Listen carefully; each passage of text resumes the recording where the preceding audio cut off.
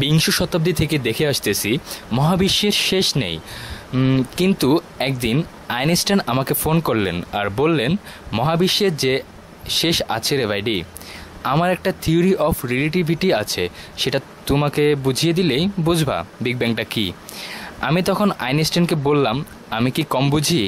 এই মহাবিশ্বে আছে প্রোটন, নিউট্রন, ইলেকট্রন আর নাইট্রন। ম্যাটার আর অ্যান্টিম্যাটার যখন মিলিত হয় তখন হয় ইলেকট্রন, আর ম্যাটার আর অ্যান্টিম্যাটারের যখন ব্রেকআপ হয় সেটা হয় নাইট্রন।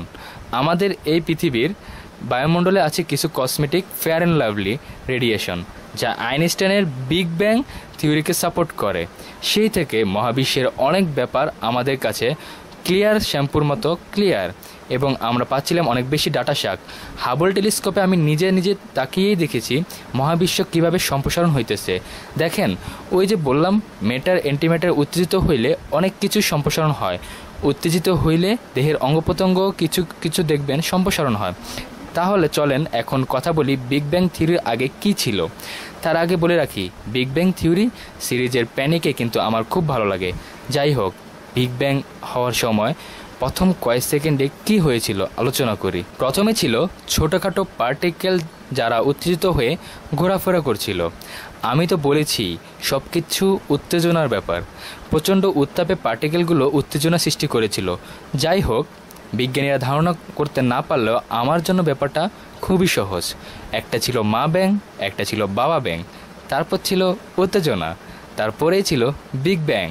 এর ঠিক আগের ঘটনা মানে স্মল ব্যাং, যাকে বলা হয় ব্যাঙের বাচ্চা। কাজে আমরা জানি বিগ ব্যাংয়ের আগে ছিল ব্যাঙের বাচ্চা।